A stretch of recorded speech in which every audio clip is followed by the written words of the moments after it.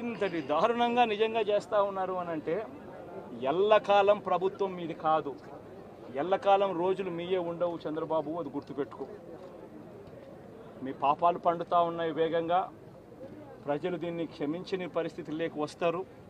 ఖచ్చితంగా మీకు బుద్ధి చెప్పే పరిస్థితులు రోజులు కూడా ఉంటాయి. శాతనైతే మంచి చేయండి, మంచి చేసి ప్రజల మనసులు గెలుచుకుని ఓట్లు ప్రజల మనసుల్లో స్థిరస్థాయిగా నిలబడే కార్యక్రమం చేయండి. కానీ తప్పుడు రాజకీయాలు ఈ మాదిరిగా నువ్వు ఒక్కరివే చేస్తావు అనుకుంటా ఉన్నావు. ఇదే మాదిరిగా కొనసాగితే రాష్ట్రంలో ఒక తప్పుడు సాంప్రదాయానికి నువ్వు నాంది పలుకుతా ఉన్నావు. నువ్వు వేసే ఈ బీజం, నువ్వు వేసే ఈ తప్పుడు సాంప్రదాయం, రేపొద్దున నువ్వు వేసే ఈ బీజం చెట్టు అవుతుంది. రేపొద్దున నువ్వు ఏదైతే ఇత్తుతావో అదే పండుతుంది. రేపొద్దున మళ్ళీ మీ గ్రామాలలో మీ కార్యకర్తలకు ఇదే పరిస్థితిని ఇదే మాదిరిగానే మళ్ళీ జరిగే కార్యక్రమాలు కూడా జరుగుతాయి. అటువంటి తప్పుడు సాంప్రదాయాలు దయచేసి ఇప్పటికన్నా ఆపండి. నాయకులుగా ఉన్న మనలాంటి వాళ్ళం ఇలాంటివి ప్రోత్సహించకూడదు. ఇలాంటివి ఎవరు తప్పు చేసినా తప్పు అని చెప్పే కార్యక్రమం నాయకులుగా మనం చెయ్యాలి. కానీ దగ్గరుండి ఈ మాదిరిగా ప్రోత్సహించడం అతి దుర్మార్గమైన కార్యక్రమం. దయచేసి దీనికి ఫుల్ స్టాప్ పెట్టే కార్యక్రమం ఖచ్చితంగా చెయ్యండి చంద్రబాబు అని చెప్పి సందర్భంగా మరొక్కసారి చంద్రబాబును ఈసారి హెచ్చరిస్తున్నామని కూడా చెప్తా ఉన్నాం.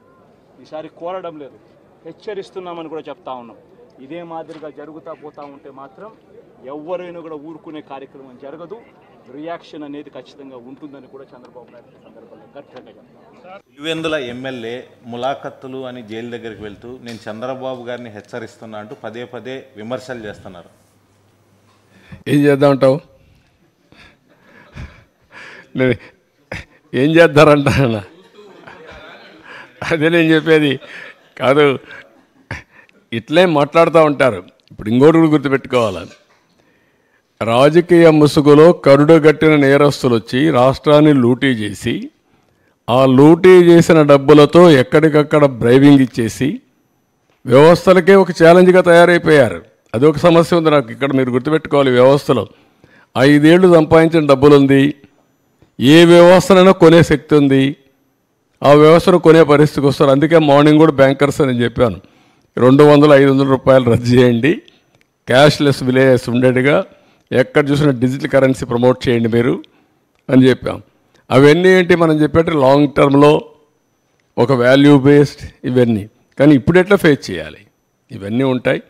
ఎవరు ఎన్ని అరిచినా ఎన్ని బెదిరింపులు చేసినా ఐఎమ్ వెరీ క్లియర్, ఎవ్వరు కూడా నేరస్తులు తప్పించుకోలేరు, అవినీతి పరులు తప్పించుకోలేరు. ఎక్కడ విక్టిమైజేషన్ ఉండదు ఈ గవర్నమెంట్లో. ఈ గవర్నమెంట్లో ఒకటే ఉంటుంది, ఫర్మ్గా ఉంటుంది గవర్నమెంట్. ఎవ్వరికి భయపడదు, సిస్టమేటిక్గా ఉంటాం. ఎవరు తప్పు చేసినా, ఎవరు రాజకీయ ముసుగులో బెదిరించాలన్నా ఆ బెదిరింపులకు ప్రభుత్వం భయపడదు.